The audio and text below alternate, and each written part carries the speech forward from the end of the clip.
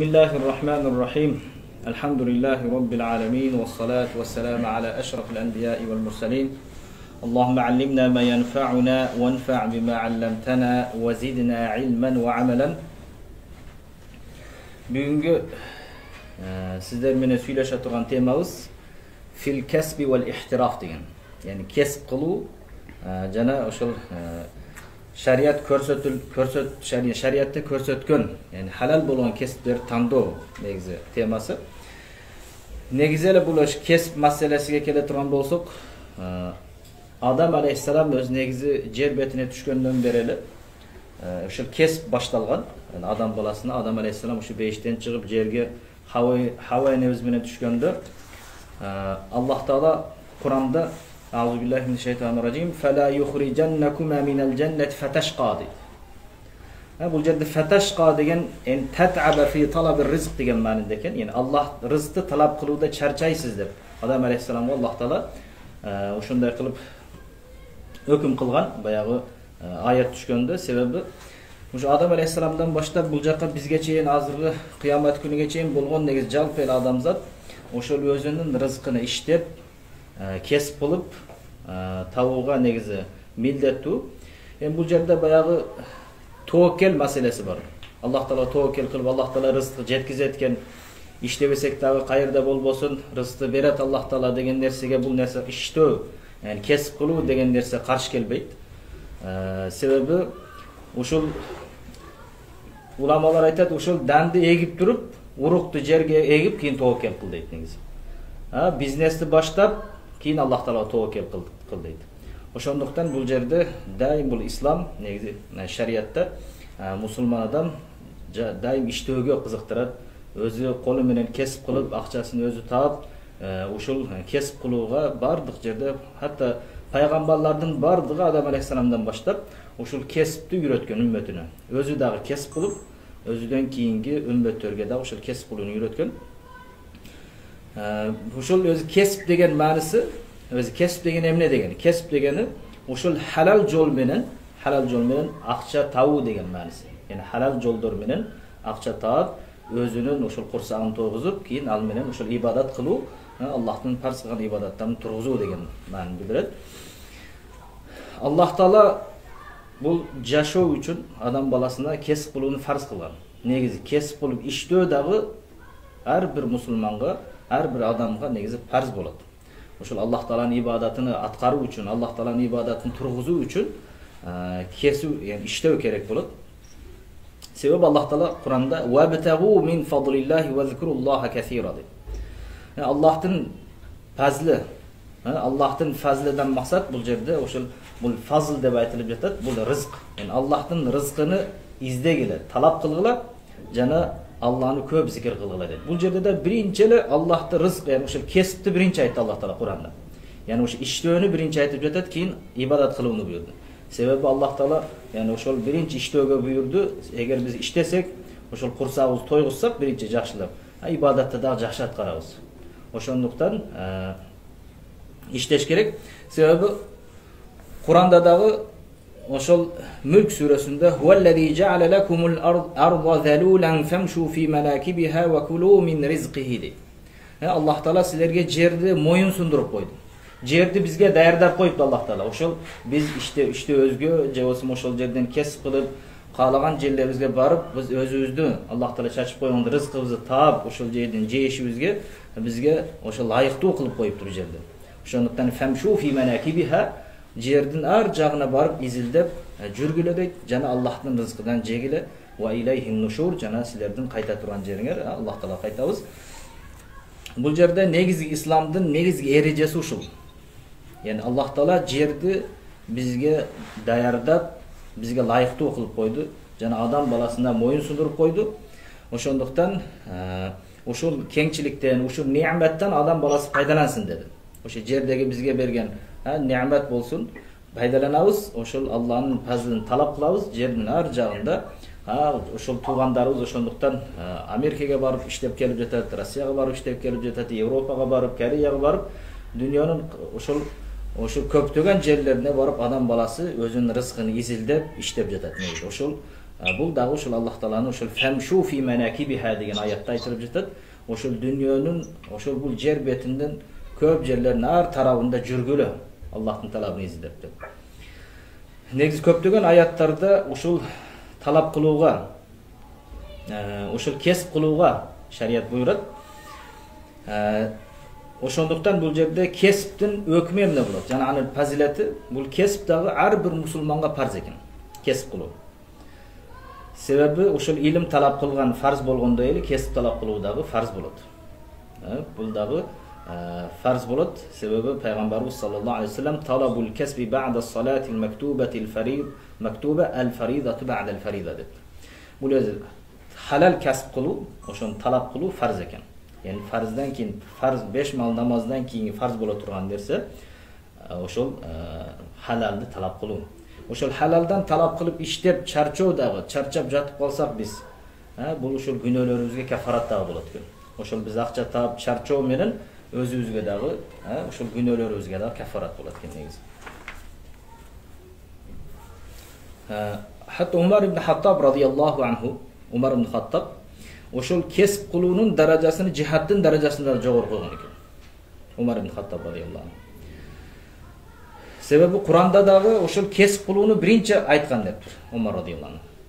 Аллах Таала Кур'ан-ы Керимде аузу биллахи минеш шайтанир раджим ва ахаруна ядрибуна фил арди ябтагуна мин фадлиллах ва ахаруна юqatiluna fi sabilillah деп. Ядрибуна фил ард ябтагуна мин фадлиллах. Биринчи айтылынды аятта. Yani Allah Taala'nın yer betinde жүрүшөt, жана Allah'ın rızkını talap kılışat деп. Keyingi ulandısında Allah'ın жолунда алар согушат деп келди мактап. Биринчи мактаганда бирок Allah'ın ошо рызкını изилдеп, Allah'ın ошол фазлы бул жерде ошондуктан өзү талап кылып кесип кылуу бул Allah'ın фазилети, ошондуктан аны ошол азыркы hatta jihad darajasından da жогору койду. Jana hadiste Peygamberimiz sallallahu aleyhi ve sellem Sa'd ibn Muaz radıyallahu anh bilen bir gün görüşkөндө kolu katуу bolup баягы колдору ошол көп иштегендиктен кетмен чапкандыктан колдору катуулашып кеткенден Peygamber менен көрүшкөндө Peygamber сураптыр. Неге мындай болду колуң деп сураптыр. Ошондо мен ошол курмалардын астын чаап, колдорум ушундай катуу болуп кетти деп айтканда Peygamberimiz Sa'd ibn Muaz radıyallahu anh'ın iki kolunu öpken eken. Bul iki kol Allah Taala жакшы көрөт деген экен. Ошондуктан, yani ошол суранбастык үчүн башка адамдардан баягы сураныштык жайыз эмес шариятта.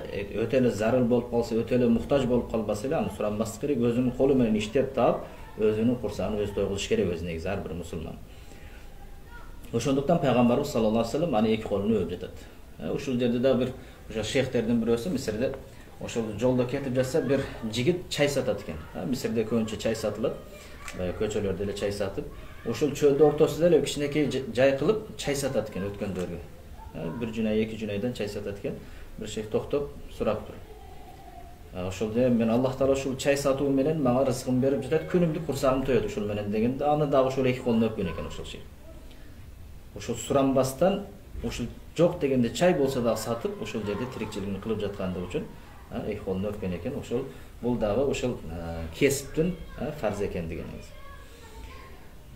Жана бул азыр кесип кыла турган болсо, ошол иштей турган болсо, анын даражасын Аллах Таала көтөрөт экен негизи. Себеби ар бир адам өзүнү курсагын тогузуштук өзүгө фарз болот. Андан кийин эгер үйлөнгөн болсо, анын үй бүлөсүнө өзү аялына нафакасын бериш ага важип болот, фарз болот. Анын бала чакасы болсо, бала чакасыга болот. Анын эгер ата-энеси боло турган болсо, ата-энесине дагы ага кароо, анын нафакасын берүү дагы ага важип болот, фарз болот. Эми калган башка туугандарына фарз болбосо дагы ага мустахаб болот. Эгер колунда мүмкүнчүлүгү болсо, калган акүкөлөрүнө, эже карындаштарына мисалы ага жардам берем десе сооп болот. Бирок калган азыр аялы, бала чакасы, ата-энеси аларга милдеттүү түрдө аларга нафакасын бериш важип болот. Негизи ибадат кылууга дагы кесип зарыл болот. Ошондуктан намаз окууга дагы биринчи дарат алыш керек. Кийин намаз окуйбуз. Ошондуктан бизге намаз фарз, дарат алыш дагы фарз болот. Ошондой эле биз ибадат кылыштык үчүн, же болбосо муруза кармаштык үчүн, же болбосо башка бир ошол шариятта буйрулган амалдарды аткаруу үчүн бизге күч керек. Аллах Таала ошол кесип кылуу менен өзүбүз курсагыбызды тойгузуп, ошол менен ибадатка сарптоону бизге буйруган. Ошондуктан бизге ибадат фарз болгондуктан ибадатты тугуза турган нерсе дагы бизге фарз болот. Бул жерде ошол иштөөгө ылайыктуу болгон отуруп алса, иштебесе, анын өкмү кандай болот? Иштешке мүмкүнчүлүгү бар, жаш, күч кубаты жайында болгон адам иштебесе, аны халал эмес ал мусулманга. Харам болуп калат негизи. Ошол өзүнүн рызкыны талап кылуудан жалкоолук кылып иштебей жатып калса үйүндө, башка адамдан же болбосо тиленип, же болбосо ушундай жатып ала турган болсо, хатта ибадатка берилип ала турган болсо дагы, бул өзүнүн рызкын өзү табыш керек экен, аракет кылыш керек экен. Себеби асмандан алтын күмүш жаабайт деген. Хатта Умар радияллаху анху отурганда иштегиле деген, чыгып дыйканчылык кылгыла, же болбосо соода кылгыла, ушу бир иш кылып аракет кылгыла. Себеби асмандан акча түшпөйт деген. Асмандан акча түшпөйт, анын үчүн иштеш керек.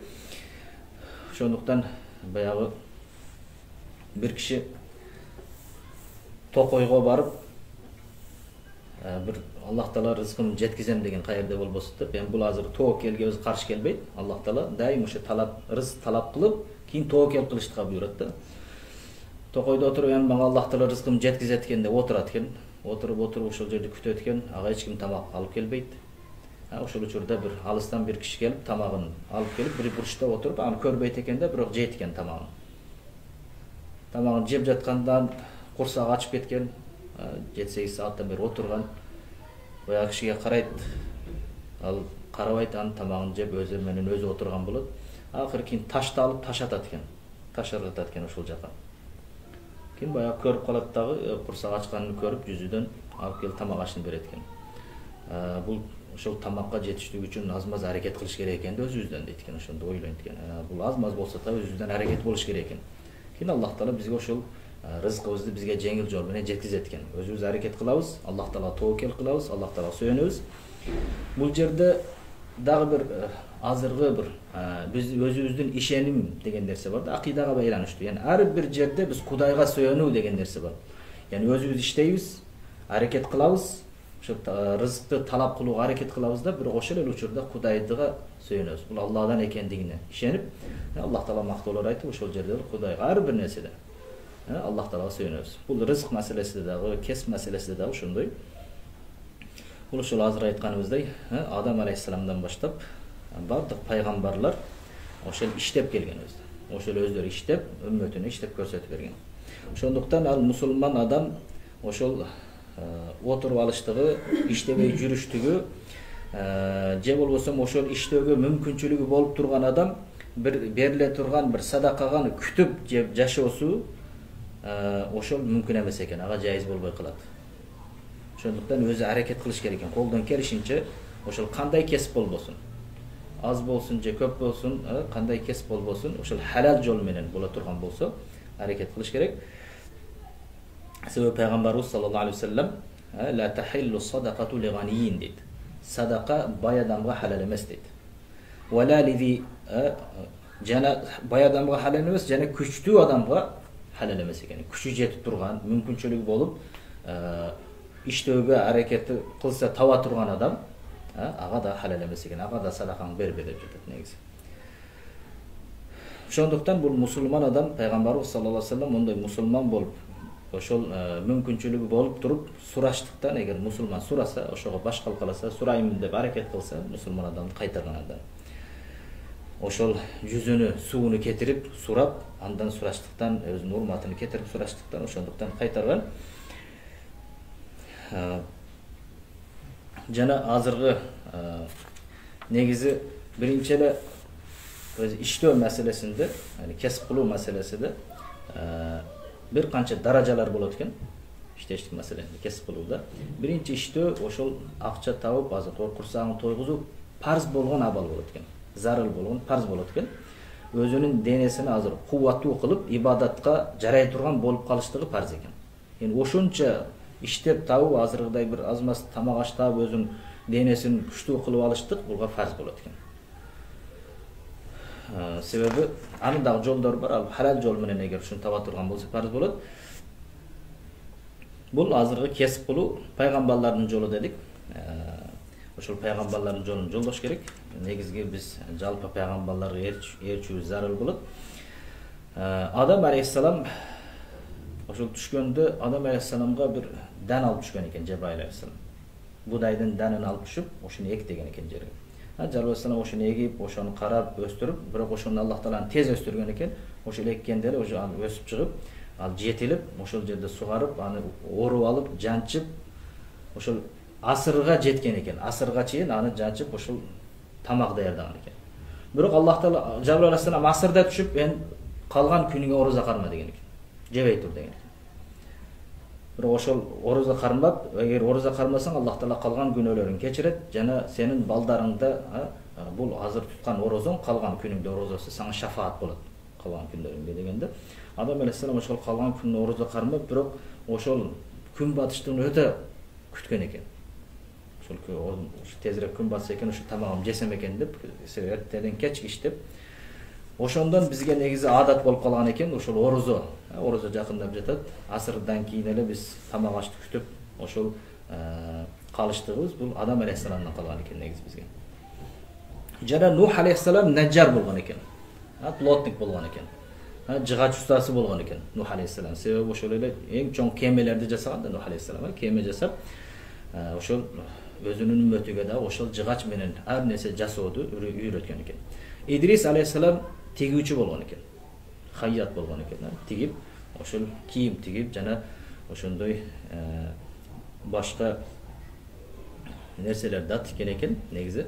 Бирок негизги көбүнчө ошол тигүүчү болуп кийим тиккен экен. Ибрахим алейхиссалам соодагер болгон экен. Ошол кийим саткан экен Ибрахим алейхиссалам дагы.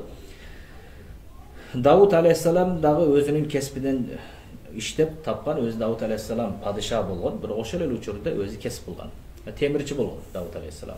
Себеби Куранда Аллах таала Аузу биллахи минеш шайтанир раджим ва аланна лахул хадида дейт. Темирди ага жумшак кылып койдук. Темирден ар нерсе жасап, сооттар жасап, өзүнө ошондой кылып аны сатып, ошондон акча тапкан өзү.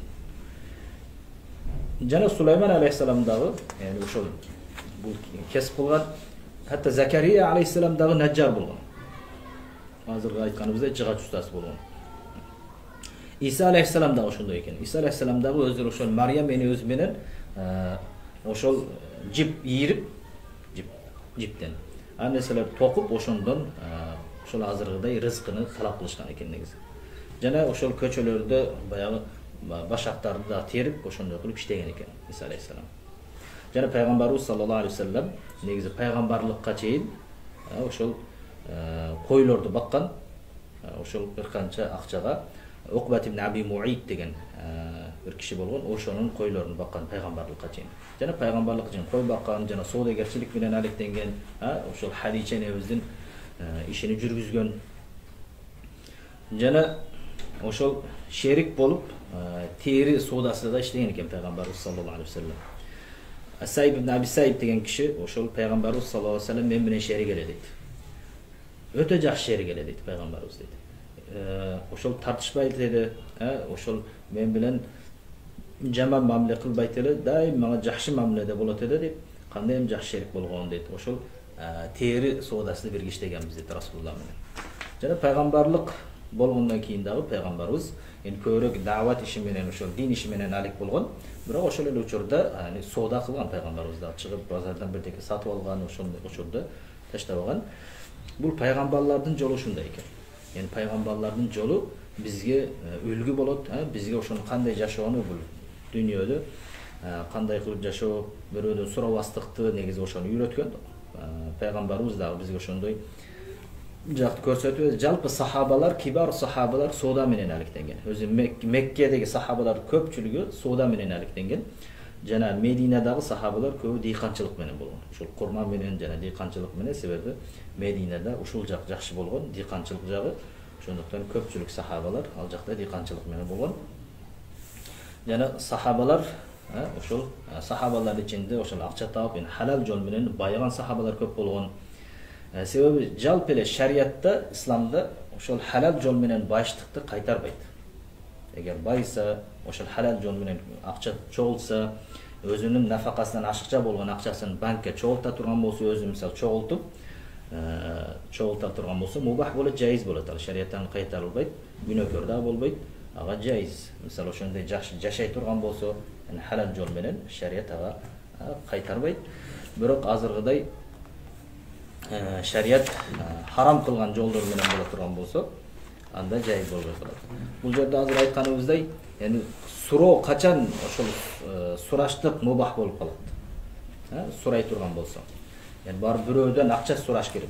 Kaçan mubah bolat dese, öte ele muhtaç bolup kalsa, oşo iştewge mümkünçülügü bolbay kala turgan bolsa, anda oşol surası aga jaiz bolat. Yani bu hazırgıday bir hökümetten surayı je bolsam jeke işgерlerden surayı hazırgı uçurda keyde hökümetten de jardam suraş mümkün. Hökümetten de hazır jardam akçalar alat misal. Oşondoy bolup kalsa, anda alsa bolat deydi. Negize eger aga muhtaçlık bolbay turgan bolsa, surabastan özü hareket kılıp rızkını özü tabuş gerek eken negize. Negiz iştewde negiz kesip kılууda bir karamet var deydi. Bir artıkçılık var. Ошондуктан Пайгамбарыбыз sallallahu aleyhi ve sellem bir kelip surangan adamlardan aytkаны, bir jip taap alasыңбы деген jip. Jipti al dagы deydi, bir baltаны alıp tokoyga barıp oşol жерден otun alıp kelip satıp oşondan akça tap деген. Kelip oşol menen үй бүлөңдү bak деген. Eger adamlardan suraysaң birөө берет же birөө бербейт, бирок сен өзүң барып иштеп, аз болсо да акча таап, ушул менен курсаң туурсаң, ошондо сенин өзүңдүн урматың сакталып калат дейт. Ошондуктан мусулман адам азыркы дыйканчылык жолу менен болсун, соода жолу менен болсун, же азыр иштеп чыгаруу жолу менен болсун, кандай кесип болбосун, шариятта харам болбогон, же болсун бир харамга жардам бербеген бир жол боло турган болсо, иштесе, аны шарият кайтарбайт. Аны шарият кайра аны ошол иштеген нерсеси өзүнө кафарат болушу мүмкүн. Шарият аны колдойт келет мисалы. Yani bu жерде ошол зираат жолу менен, yani азыркыдай дыйканчылык жолу менен, негизи эң жакшы жолдордун бири дыйканчылык жолу. Бул Куранда дагы көп Аллах Таала милдет кылып дыйканчылык жолун кесипини көп мактаган. Бул жер бетини дагы мусулман адамдарга ошо дыйканчылык кылууга, жалпы инсандарга ошол дыйканчылыктарга даярдап, ошол жерди өстүрө турган кылып, эгер бирдекен иштесең жерди өсүп чыга турган кылып, жана Аллах Таала бизге сууларды чыгарып, жана шамалдар, булуттарды айдап келип, суу жактырып, суу алып келип бизге, ушундай кылып бизге мүмкүнчүлүктөрдү берген. Буга көптөгөн аяттарда айтылган. Бул ошол адам баласыга ошол азыркыдай дыйканчылык зираат немети болуп жатат. Жана анын жолдорун бизге жеңилдетип берген Аллах Таала. Пайгамбарыбыз sallallahu aleyhi ve sellem "Ma min muslimin yagrisu gharsan aw yazra'u zar'an fayakulu minhu tayrun ve la insanun illa kana lebihi sadaqa" deydi. Пайгамбарыбыз sallallahu aleyhi ve sellem bir eger musulman adam bir darakt ege turgan bolsa, je bir ekin ege turgan bolsa, andan bir kuş kelip je turgan bolsun, je bolsun bir insan kelip jesin, aga sadaka bolu öğretken. Eger ошондой кылып сиз эгип койсоңуз, hatta andan biröөлөр келип урдап же турган болсо да садака болот экен сизге. Аны сообу сизге тие берет экен. Eğer аны ошондой жолдо, ошондой максатта эге турган болсо, дыйканчылык кыла турган болсоңуз, сизге кандай болбосун, сиздин ахиретиңизге захира болот, ахиретиңизге ошол пайдасы болгон нерселер болот. Жана ошол Абу Дарда радıyallahu anhu, bir киши Абу Дарда радıyallahu anhu алдыдан өтүп калат бир күн. Ал Абу Дарда радıyallahu anhu жаңга кыйып жаткан болот. Себеби бул жаңга ушундай көчөт экен, ал көп жылда жаңга калат экен да негизи. Ошо бирок Абу Дарда радıyallahu anhu өтө кексейип калган, ошол аксакал болуп калган учурда экен. Ошондо бул мөмө качан мөмө келет, буну эгип жатасыз деп сураганда айткан экен Абу. Ушул бул садака жария болот мага. Эгип калтыра турган болсо, менден кийин мага сообу жетип тура турган нерселерден деп айткан экен. Себеби ошондуктан бул жерде алымдар зираат, yani азыр экин эгип, ошол азыркыдай дыйканчылык кылып иштеш афзал болобу, же болбосо башка кесиптер жакшыбы дегенде, же азыр иштеп чыгаруу кесипи жакшыбы дегенде, бул жерде соодачылык же башка бир канча алымдар абалдарга жараша болот деген экен. Кээ бир абалдарда дыйканчылык жакшы болот. Дыйканчылык кылса сообу көп болот. Кээ бир абалдарда соода менен алектенсе жакшы болот. Kээ бир абалдарда ошол иштеп чыгаруу, завод, фабрика куруу менен мисалы жакшы болушу мүмкүн. Мисалы азыркы учурда мүмкүн ошондой ошол мамлекетке өзүнүн жашаган жерине муктаждыгына карап да болушу мүмкүн негизи. Себеби ал жерде да иштеп чыгаруу муктаждык көп боло турган болсо, анда иштеп чыгаруу, завод, фабриканы курууга жакшы болот. Ошого курса көбүрөөк сооп болот. Негизи бирок ошол азыркы дыйканчылык дегенде ошол харам болгон дыйканчылык дагы болот. Ошол харам болгон экиле турган нерселер бар.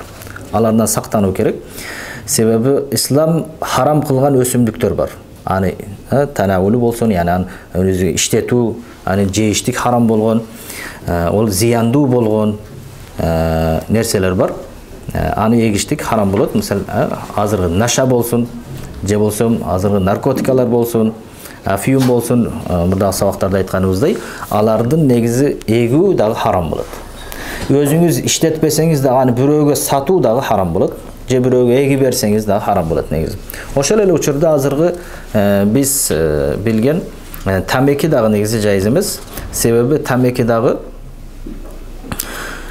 бул ражих кабылда азыркы себеби тамекинин сигарет, мисалы сигарет азыркы кабыл ражихта алымдардын көпчүлүгү аны харам дейт. Себеби адамдын ден соолугуна зыяндуулугу такталган, аныкталган. Ошондуктан ага себеп боло турган нерселерди эгип биз жардам бере турган болсок, адамдардын ден соолугун кетирүүгө, адамдарга бир зыяндуу болууга шерик болуп жатабыз да. Ошондуктан ага дагы ошол жол жайыз болбой калат. Ошондуктан мусулман адамга бир үзүр жок болот. Бир харам нерсени эгип, мисалы мусулман эместерге сатам десин. Мисалы өзүм мусулмандарга сатпайм, мен мусулман эместерге сатам. Гайры диндерге сатам. Орустарга сатам десин, же болсо динде мусулман болбогон десе дагы жайыз эмес. Себеби бул харамды күчөйтүрүү болот. Ага халал эмес. Мисалы чочкону багып, мусулмандарга эмес, мусулман эместерге сатам десе дагы жайыз эмес. Себеби hatto ошо жүзүмдү арак даярдай турган кишиге анык билип туруп жүзүмдү сата турган болсо да жакшы болбойт ага. Жүзүмүңүздү сата турган болсоңуз, ал алып вино даярдайт андан. Же болсо башка нерсе даярдаса, ага да сатканыңыз жакшы болбой калат. Эми негизи бул жерде ошол азыркы кесип, же болсо иштеп чыгаруу, бирдеке кесип кылып өзүнүн үммөткө мисалы пайдасын тийгизүү жагына ислам негизи ал азыркы дыйканчылык болсун, же иштеп чыгаруу болсун, кесипке кызыктырган, анын фазилети, ага болгон сооптар негизи көптөп айтылган. Жана бул азыркы адамга зыяндуу болгон нерселерден шарият кайтарган. Ошондуктан баягы зарур болгон, өзүгө зарыл болгон нерселер. Бир азыр ден соолугуна зарыл болгон нерселерди эгип, же болсо иштеп чыгаруу болсун, ушул үммөт кайсыга муктаж болуп жатат азыркы учурда? Кайсы нерселерге муктаж болуп жатат азыр? Мисалы бардык бир эле иштеп чыгаруу, же болсо дыйканчылык эмес, башка кесиптер дагы толтура мисалы. Ошол эле кесиптерди мисалы аткарууга, мисалы медицина болсун, же болсо ошол илим болсун, илим алып келүү башка ошондой жактарын дагы негизи азыркы биз уммат Мухаммадия мисалы ал жагында караш керек, ал жагында окушубуз керек. Ошол менен негизи бул үммөттү көтөрүшүбүз мүмкүн ошол жактар менен. Бирок ошол эле учурда бул ислам азыркы жайыз болбогон кесиптерге тыюу салган. Шариятта харам болгон кесиптер бар. Азыркы же болсо азыркы учурда жаңы чыккан кесиптер бар. Аны гарыпта, Европада, же болсо Америкада, же болсо башка бир жерлерде аны кесип деп аташыбыз мүмкүн, бирок ал шариятта харам болгон кесиптер бар. Биринчи эле ал-бага дейт. Ал зына кесипи. Өзүгө зынаны кесип кылып алган, аны өкмөт дагы алар рухсат берген, закондоштуруп берген, мисалы кесиптер бар. Ага рухсат алып өзүндө иштеши мүмкүн. Мисал ислам андан баштатат андай кесиптерден. Анын тапкан акчасы дагы, өзү кылып жаткан иши дагы шариятта харам болот. Жана ошондой эле шарият кайтарган кесиптерден синаату тамасил дейт. Тамасил дегени азыркы ошол таштан же болбосо ар түрдүү башка нерселерден ошол адам сүрөтүндө жасап, ошол эстеликке окшош ошондой нерселерди жасоо дагы негизи шариятта кайтарылган экен. Аны дагы шариятта харам кылынган. Өзгөчө ошол баягы адамдын башыны кылып ошондой эстелик жасап чыгара турган болсо, андан дагы шарият кайтарган. Ошондой жасай турган болсо, же болбосо азыркыдай ичимдик мас кыла турган нерселер, же болбосо азыр баңгизат иштеп чыгара турган кесиптер боло турган болсо, аны дагы шарият харам кылган.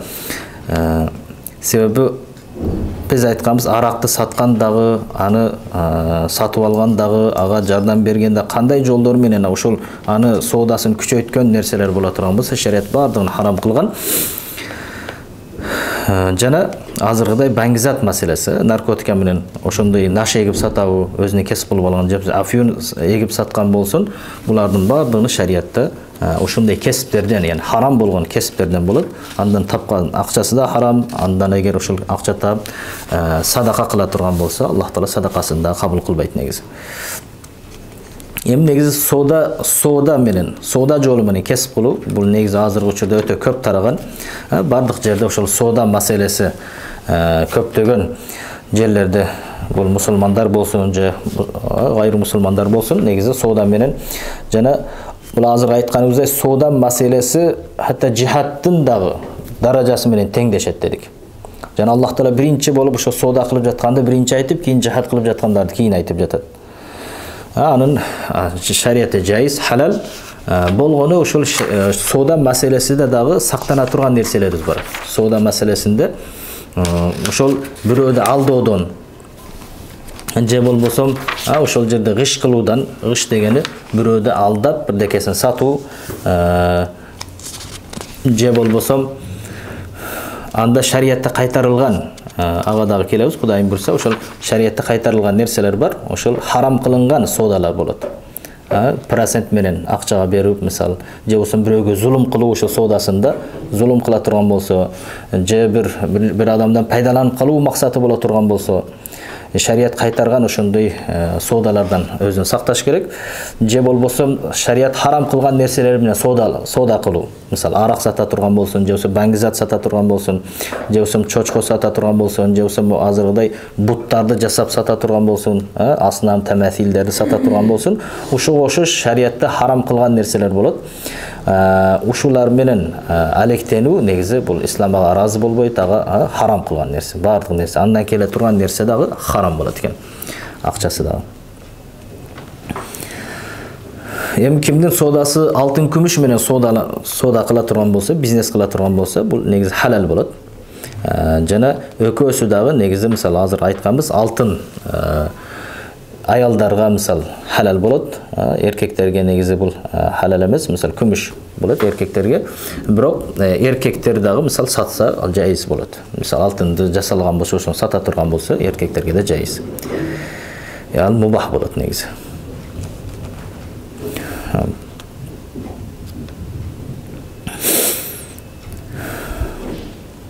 Негизи баягы соодагерлер жалпы эле соода кылып жатканда пайгамбарыбыз саллаллаху алейхи вассалам бир күн ошо соодагерлерди чыгарат экен. Соодагерлерди чыгарып, ошо соодагерлер садака чыгарып турууга буйрат экен. Себеби соода маселесинде ушундай болот экен, өзү билбеген абалда бир гыш аралашып калышы мүмкүн экен. Баягы бир алдоо, адамды алдап коюшу мүмкүн экен. Өзү билбеген абалда бир жалган сүйлөп коюшу мүмкүн экен соода маселесинде.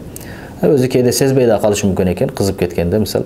Ошондуктан ал ошол бир пайда тапканда ошонун бир бөлүгүнү бир аз болсо дагы садака чыгара турган болсо, ошол кээде билип билбеген же болбосо кээде бир ушундай бир туура эмес сүйлөп койгон болсо, ошол товары жөнүндө ага бир кафарат болот экен күнөөсүнө. Же болбосо жалгандан касам ичүү, жалпы эле жалгандан касам ичип, ошондой кылыштыктан да шарият кайтарган. Себеби бул ошол азыркы соодагерлерде көп болот экен негизи, жалган касам ичүү. Ошон үчүн пайгамбарыбыз саллаллаху алейхи вассалам 3 адамга Аллах Таала кыямат күнү карабайт дейт. Жана алардын күнөөсүн да кечирбейт экен. Аларга бир оорулуу азап болот экен. Ошол алардын бирөөсү ошол жалгандан касам ичип товарын саткан адам экен. жалган касам ичет, адамдарды алдайт да товарын мисалы ошол менен алып келген буюмун сатат экен. Ушулардын бирөөсү ушул адам экен. Кыямат күнүндө Аллах Таала карабай турган, күнөөсүнү кечирбей турган адамдардан экен. Эми дагы бир кесип алиштигал бил вазаиф. Негизи өкмөт ошондой жагында мисалы ошондой өкмөт берген иштерди иштесе болобу? Негизи мусулман адам азыр айтканыбыздай рызыкты кесип кылса болот. Ошол азыркы халал жол менен дедик. Негизи бул да халал жолдордон бирөөсү, иштесе болот. Барып мисалы азыркыдай өкмөткө ошол караган жерлер болсун, же болсун бир адамдын фирмасы болсун, негизи ошого ошол ишти өзүнүн ишин мыкты билген адам боло турган болсо, ошого адис боло турган болсо, ошонун лайыктуу адам боло турган болсо, ошол ишке өзүгө түшүп жаткан баягы важип болгон нерселерди аткара турган болсо, анда мусулман адам иштесе болот. Ошондон келип жаткан анын акчасы, анын айлып жаткан айлыктары халал болот. Эгер анга лайыксыз болсо, ал жерден кетиш керек. Ал жерде иштей албаса, ал кыянатчылык кылып кое турган болсо, ошол өкмөткө да зыян келтире турган болсо, же болсо ошол адамдын өзүнө иштеп жаткан фирмасына бир зыян келтире турган, ошол лайыксыз адам болсо, ага шариаттагы ал жерде иштебөөгө буйрат, халал эмес анда.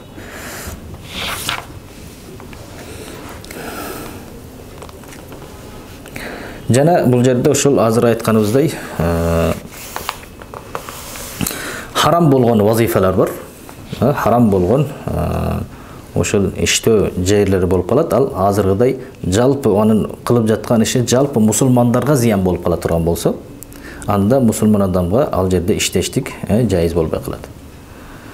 Мисал, мусулмандарга каршы урушкан аскерлерди иштей турган болсо, мусулман менен урушуп жаткан, мусулмандарды өлтүрүп жаткан, же болсо мусулмандарга зулум кылып жаткан бир аскер базасында барып мусулман адам иштесе, ал жакта же болсо ошол жерде иштеп аларга жардам берсе, анда дагы жайыз болбой калат экен. Же болсо мусулмандардын зыянында иштеп жаткан курал жаракта иштеп чыкса, ошол жерде иштесе, ал жерде дагы азыркы учурдун негизи нерсеси бул жайыз эмес экен. Андан тапкан акчасы дагы жайыз болбой калат экен.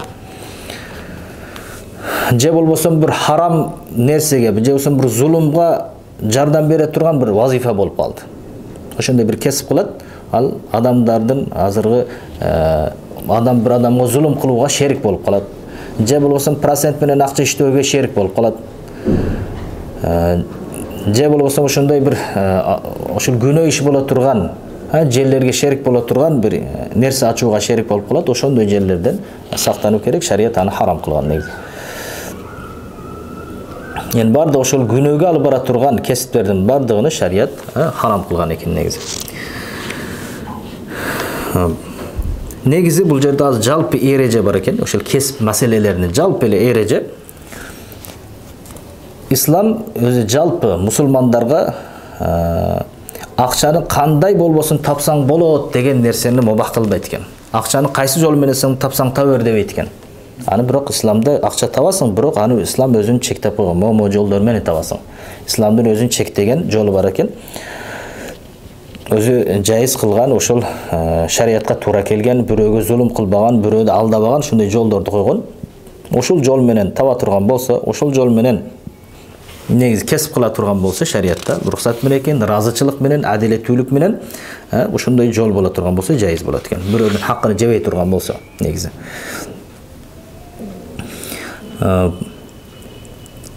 Себеби Аллах Таала Кур'ан-ы Керимде "Я eyyuhellezine amenu la ta'kulu amwalakum baynakum bil batil" deydi. Ey musulman adam, musulmanlar, sizler malыңарды ортоңордо батыл жол менен жебегиле дейт. İlla an takuna tijaratan an taradin minkum, bir gana sizler bir-бириңерден разылык менен, соода иши менен малыңарды bir-бириңер малыңды алмаштырсаңар болот, жесеңер болот. ولا تقتلوا أنفسكم إن الله كان بكم رحيما deydi. Jana özüңөрдү өлтүрбөгүлө дейт. Аллах Таала силерге рахимдуу зат. ومن يفعل ذلك عدوانا وظلما فسوف نصليه نارا дейт. Ким эгер ошону азыркы душманчылык кылып, зулум кылып ошол иштерди кыла турган болсо, яни өзүңөрдү ортоңордо батыл жол менен малыңарды жесеңер, bir-бириңни алдоо менен, зулум кылуу менен, Аллах Таала андай адамды тозокко алып барат дейт. Ошондуктан бул жерде аятта тижараттын жайыз болуштугу үчүн эки шарт коюлду. Yani soda iki şart menен болот экен. Эки адамдын разычылыгы менен болот экен. Жана ошол бир адамга зыян болбостугу менен болот экен. Зыян болбостугу менен болот экен. Yani эки адам разы болуш керек экен, жана бир адам зыян көрүп калбастык керек экен. Yani эки адамга да пайда болуш керек экен. Ал акчасын берет, ал товарын берет экен. Ушул менен негизги ортодо разылык менен болот экен. Негизи бул жерде дагы бир эки айтылат турган нерселер бар.